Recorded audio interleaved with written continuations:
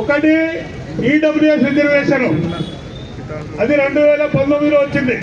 BJP government తీసుకొచ్చింది. Covid, corona, ఇళ్ళకి ప్రజలు వెళ్ళలేదు. భారతదేశం అంతా నిశ్శబ్దంగా ఉన్నది. కానీ బీజేపీ 2019లో ఏ కోమట అయినా, ఏ రెడ్డి అయినా, ఏ కమ్మ అయినా, ఏ బ్రాహ్మణ అయినా, ఏ మార్వాడి మాకు రిజర్వేషన్లు కావాలి 10% అని ఎవడు ధర్నా చేయలేదు, ఆందోళన చేయలేదు. అయినా బీజేపీ సర్కార్ 2019లో అగ్రవర్ణాల కోసము ఈడబ్ల్యూఎస్ రిజర్వేషన్ తీసుకొచ్చేది. ఒక ముచ్చట. రెండో ముచ్చట, 2023లో మహిళా బిల్లు 33% మహిళా బిల్లు పాస్ అయింది. రాజ్యాంగ సభలో జరిగిపోయింది, బిల్లు చట్టం అయిపోయింది. అది రేపు 2029 నుంచి అమలు చేస్తారంట. అంటే ఒకటి ఈడబ్ల్యూఎస్, రెండవది మహిళలకు 33% రిజర్వేషన్ బిల్ పాస్ అయింది. అయితే మీకు 33% మహిళా బిల్లు గురించి, ఈ రెండు బిల్లుల గురించి కాంగ్రెస్, టీఆర్ఎస్, బీఆర్ఎస్, బీజేపీ వైఖరి మీకు చెప్పదలుచుకున్నా. జరిగిపోయింది, ఏమో చేసిరు. ఈడబ్ల్యూఎస్ రిజర్వేషన్లు రాజ్యాంగం ఏమంటుంది? ఎవరి జనాభా ఎంత ఉంటే వాళ్ళకంత రిజర్వేషన్ ఇవ్వాలంటుంది. ఇంకోటి ఏమంటుంది?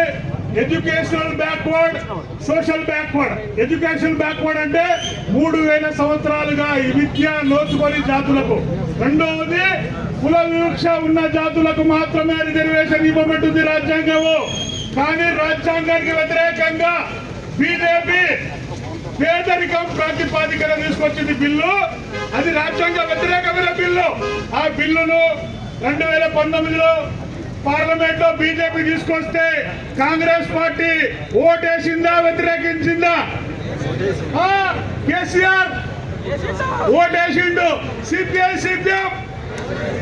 అరే పార్టీలు వేరే కదా, జెండాలు వేరే కదా, పార్టీలు వేరే కదా, జెండాలు వేరే కదా, ఎజెండా ఒక్కటే, ఎజెండా ఈడబ్ల్యూఎస్ ఒకటే.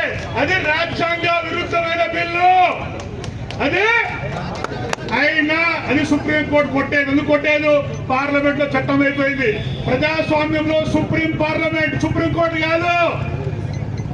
ఒకవేళ బీసీలకు 52% రిజర్వేషన్ ఇస్తూ చట్టం చేసి 9వ షెడ్యూల్ పెడితే సుప్రీంకోర్టు కొట్టేస్తుందా?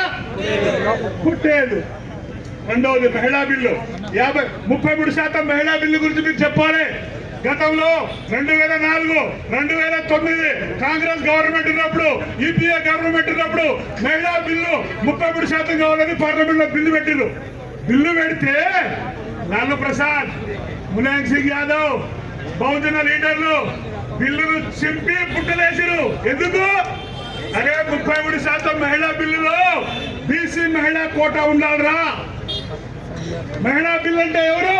దొరల పిల్లలు, బాబుల పిల్లలు, వాళ్ళ కోడళ్ళు, వాళ్ళ అక్కలు, వాళ్ళ చెల్లెలే వస్తారు.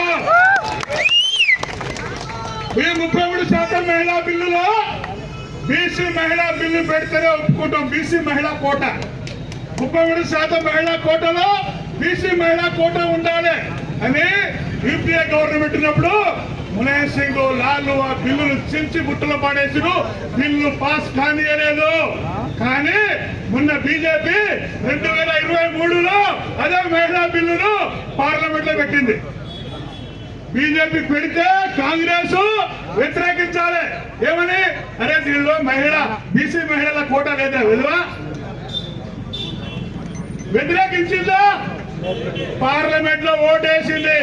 రాజ్యసభలో 100 మంది ఎంపీలు కాంగ్రెసే ఓటేశారు. అంటే కాంగ్రెస్ బీజేపీ వేరేనా? అరే పార్లమెంట్ లో ఒకటి, బయట వేరే.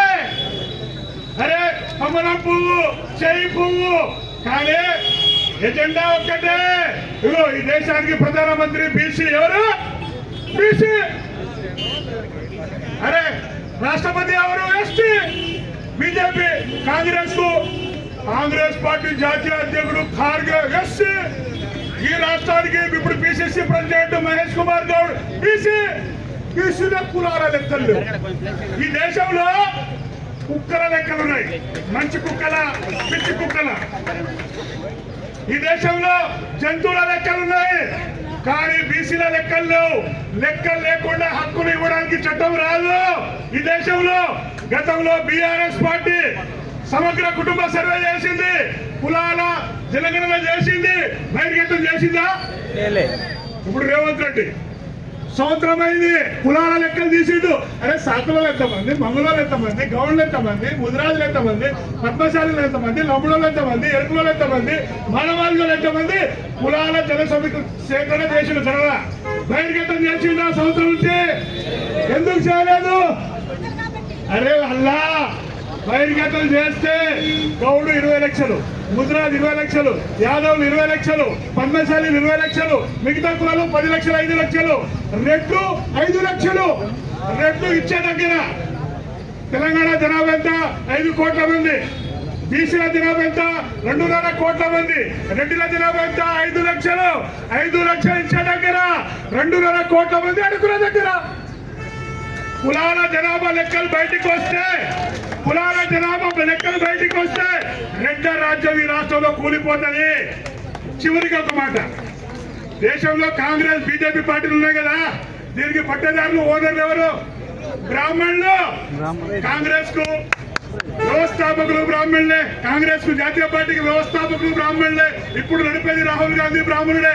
బీజేపీకి వ్యవస్థాపకులు వాజ్పేయి అని బ్రాహ్మణులే. ఇప్పుడు నడిపేది మోహన్ భగవత్ బ్రాహ్మణుడే. మోడీ ఇగో బాహుబలి సినిమా చూసిరా? ప్రభాస్ హీరో మాత్రమే, వెనుక దర్శకుడు రాజమౌళి. బీజేపీలో హీరో మోడీ, అమిత్ షా, వెనుక దర్శకుడు ఆర్ఎస్ఎస్ చీఫ్ మోహన్ భగవత్ బ్రాహ్మణుడు. అందుకొరకే ఈ దేశంలో కాంగ్రెస్ లో రెడ్లు కిరాయిదారులు, పట్టదారులు బ్రాహ్మణులు. బీజేపీకి పట్టదారులు బ్రాహ్మణులు, రెడ్లు మునురు కాపులు, కిరాయిదారులు, ఎస్సీ ఎస్టీ బీసీలు, కూలీలు.